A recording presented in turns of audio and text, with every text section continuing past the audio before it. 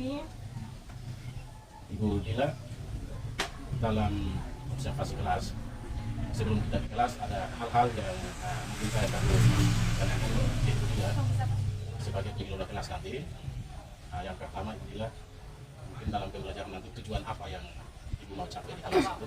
Jadi kebetulan pada hari ini materi yang saya akan ajarkan anak-anak tentang pemikiran yang mendasari bentuknya PBB. Jadi otomatis saya ingin menciptakan kelas yang mana anak-anak mampu mengembangkan skill high order thinking-nya atau berpikir kritisnya. Jadi tidak hanya pemikiran, saya akan menarik sampai dampak dari pemikiran itu dalam perkembangan sejarah Indonesia. Nanti mereka mengamati, menanya, kemudian melakukan observasi tentunya, ditambah nanti ujung-ujungnya mereka titik akhirnya adalah menganalisis bagaimana bisa pemikiran PBB, pemikiran terbentuknya PBB bisa mempengaruhi sejarah dunia. Berarti Ibu Dila pakai pembelajaran diferensiasi. Ya, betul. Oke, baik, terima kasih Ibu Dila. Lalu selain itu, mungkin ada rencana pengembangan yang ingin dicapai di kelas? Untuk pengembangan, jadi kalau selama ini kan sejarah identik dengan sesuatu yang membosankan. Jadi saya berharap pembelajaran sejarah ke depannya itu learning is super fun, jadi pembelajaran yang menyenangkan. Jadi mereka tidak hanya terfokus pada fakta-fakta yang terjadi pada masa lalu, tapi mungkin karena mereka sudah senang dulu bisa mengambil hikmah atau nanti bisa dijadikan sebagai alat pembelajaran. Dan yang jelas proses belajarnya harus istilahnya lebih menarik daripada hanya menghafal fakta-fakta saja. Berarti dengan berbagai macam strategi yang nanti digunakan. Ya, jadi saya inginnya istilahnya membedakan mereka dengan strategi-strategi yang saya kombinasikan. Jadi tidak hanya satu, tapi saya nanti akan mengkombinasikan dengan beberapa strategi berbeda. Ya, kalau bisa dibilang strateginya tadi apa saja? Strateginya yang pertama jelas saya menyiapkan tanda jawab untuk mereka, bahkan atau misalnya dua pertanyaan pengantinnya saya ingin melihat respon bagaimana mereka sudah memahami materi sebelumnya, kemudian saya menggunakan metode diskusi yang otomatis mereka harus menerapkan semacam problem based learning, dan setelah itu nanti kembali lagi ada tanya jawab lagi, kemudian nanti yang terakhir adalah bersama-sama kita akan mengembangkan saya akan menuntut mereka untuk belajar bagaimana mengolah emosi atau pembelajaran sosial emosionalnya. Sehingga dalam pembelajaran nanti istilahnya antara kognitif dengan aspek sosial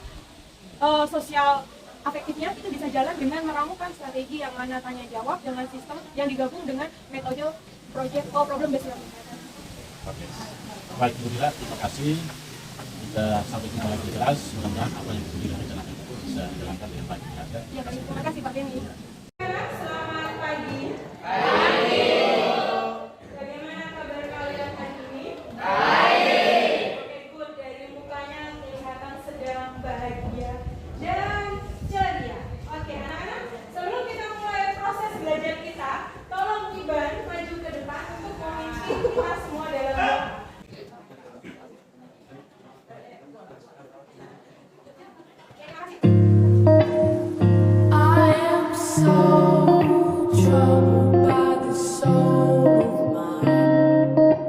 Kemarin kita belajar tentang kependudukan Jepang. Lalu yang kita pelajari tentang apa saja? Latar belakangnya, kemudian keadaan ekonominya dulu, terus sistem pemerintahan. Oke. Ibu ingin mendengar, coba pada waktu penjajahan Jepang itu tahun berapa, anak-anak?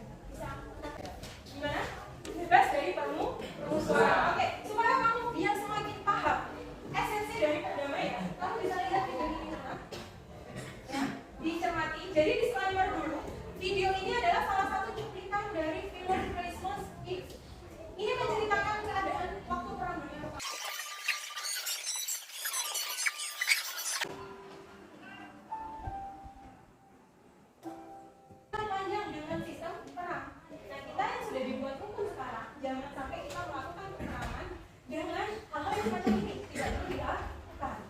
Ya, oke di sini. Oke, untuk semakin bisa memperdalam, hari ini kita akan belajar tentang tentunya untuk mendapatkan perdamaian dunia. Setelah Perang Dunia I, LBB gagal dalam menciptakan perdamaian dunia, makanya ada Perang Dunia Kedua. Yang diharapkan setelah proses belajar yang kita lalui, kamu bisa memahami, kemudian menyusun pertanyaan tentang informasi, kemudian mengumpulkan dan mengolah data, sampai menganalisis dan menyajikan hasil diskusi kelompokmu tentang pemikiran PBB. Oke? Untuk kita kelompok yang didasarkan pada gaya belajar kalian. Jadi silakan masing-masing kelompok yang sudah ikut tulis langsung berpindah ke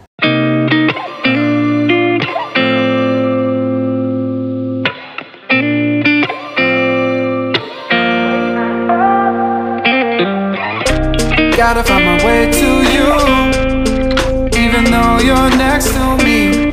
No matter what I do, your heart is drifting out of reach. Head underwater, I'm swimming harder, trying to keep this alive. Gotta find my way to you, now that our love has capsized.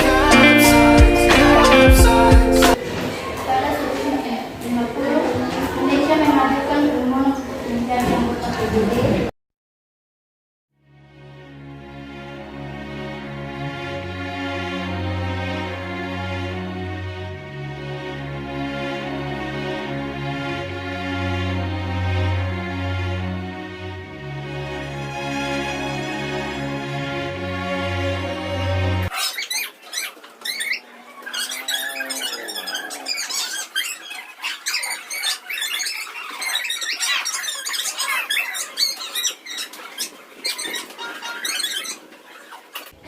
yang kamu dapat dalam proses belajar ini.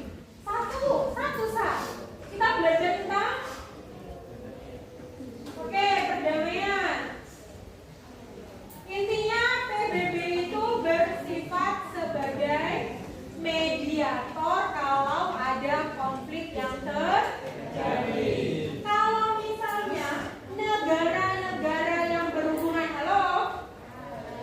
ya, negara-negara yang sangat besar, silakan.